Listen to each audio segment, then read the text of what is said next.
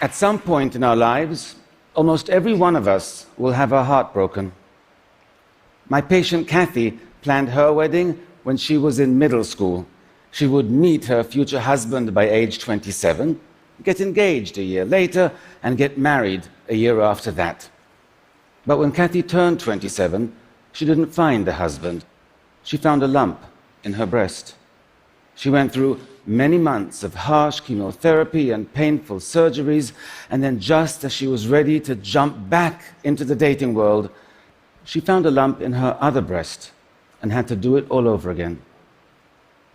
Kathy recovered, though, and she was eager to resume her search for a husband as soon as her eyebrows grew back in. When you're going on first dates in New York City, you need to be able to express a wide range of emotions. Soon afterwards, she met Rich and fell in love. The relationship was everything she hoped it would be. 6 months later, after a lovely weekend in New England, Rich made reservations at their favorite romantic restaurant.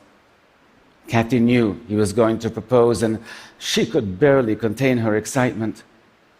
But Rich did not propose to Kathy that night. He broke up with her. As deeply as he cared for Kathy, and he did, he simply wasn't in love. Kathy was shattered. Her heart was truly broken, and she now faced yet another recovery.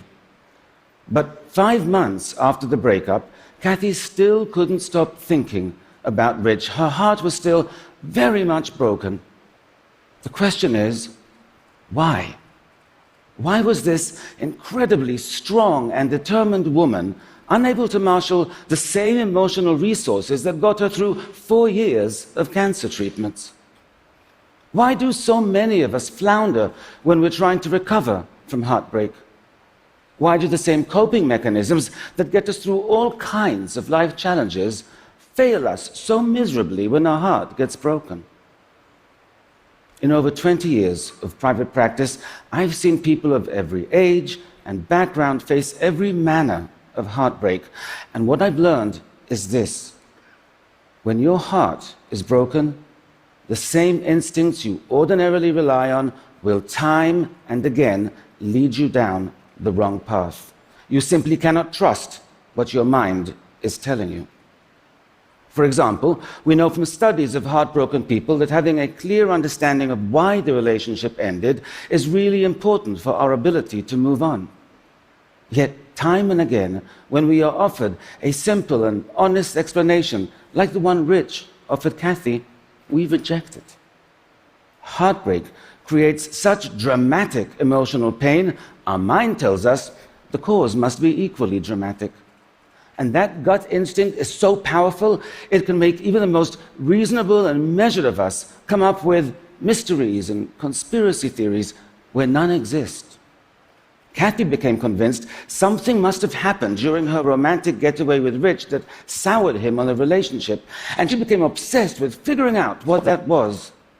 And so she spent countless hours going through every minute of that weekend in her mind, searching her memory for clues that were not there. Kathy's mind tricked her into initiating this wild goose chase, but what compelled her to commit to it for so many months? Heartbreak is far more insidious than we realize. There is a reason we keep going down one rabbit hole after another, even when we know it's going to make us feel worse. Brain studies have shown that the withdrawal of romantic love activates the same mechanisms in our brain that get activated when addicts are withdrawing from substances like cocaine or opioids. Kathy was going through withdrawal. And since she could not have the heroin of actually being with Rich, her unconscious mind chose the methadone of her memories with him. Her instincts told her she was trying to solve a mystery, but what she was actually doing was getting her fix. This is what makes heartbreak so difficult to heal. Addicts know they're addicted. They know when they're shooting up. But heartbroken people do not. But you do now. And if your heart is broken, you cannot ignore that. You have to recognize that as compelling as the urge is, with every trip down memory lane, every text you send, every second you spend stalking your ex on social media, you are just feeding your addiction, deepening your emotional pain, and complicating your recovery. Getting over heartbreak is not a journey. It's a fight, and your reason is your strongest weapon. There is no breakup explanation that's going to feel satisfying. No rationale can take away the pain you feel. So don't search for one. Don't wait for one. Just accept the one you were offered, or make up one yourself, and then put the question to rest, because you need that closure to resist the addiction. And you need something else as well. You have to be willing to let go, to accept that it's over. Otherwise, your mind will feed on your hope and set you back. Hope can be incredibly destructive when your heart is broken. Heartbreak is a master manipulator. The ease with which it gets our mind to do the absolute opposite of what we need in order to recover is remarkable. One of the most common tendencies we have when our heart is broken is to idealize the person who broke it. We spend hours remembering their smile, how great they made us feel, that time we hiked up the mountain and made love under the stars. All that does is make our loss feel more painful. We know that. Yet we still allow our mind to cycle through one greatest hit after another, like we were being held hostage by our own passive-aggressive Spotify playlist.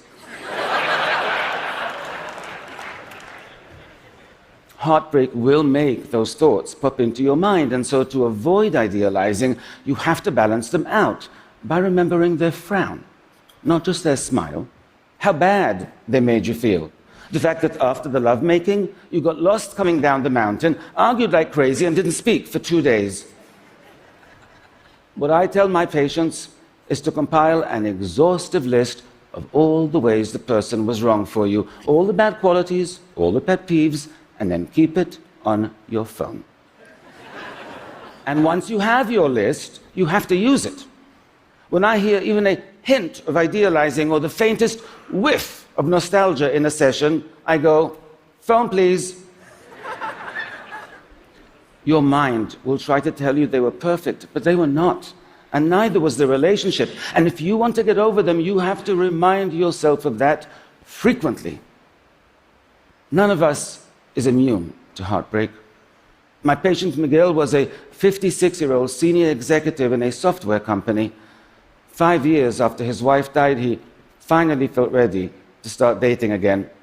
He soon met Sharon, and a whirlwind romance ensued. They introduced each other to their adult children after 1 month, and they moved in together after 2. When middle-aged people date, they don't mess around. It's like Love Actually meets The Fast and the Furious. Miguel was happier than he had been in years, but the night before their first anniversary, Sharon left him. She had decided to move to the West Coast to be closer to her children, and she didn't want a long-distance relationship. Miguel was totally blindsided and utterly devastated. He barely functioned at work for many, many months, and he almost lost his job as a result. Another consequence of heartbreak is that feeling alone and in pain can significantly impair our intellectual functioning, especially when performing complex tasks involving logic and reasoning. It temporarily lowers our IQ. But it wasn't just the intensity of Miguel's grief that confused his employers, it was the duration. Miguel was confused by this as well, and really quite embarrassed by it. "What's wrong with me?" he asked me in our session. "What adult spends almost a year getting over a 1-year relationship?" Actually, many do. Heartbreak shares all the hallmarks of traditional loss and grief: insomnia, intrusive thoughts, immune system dysfunction. 40% of people experience clinically measurable depression.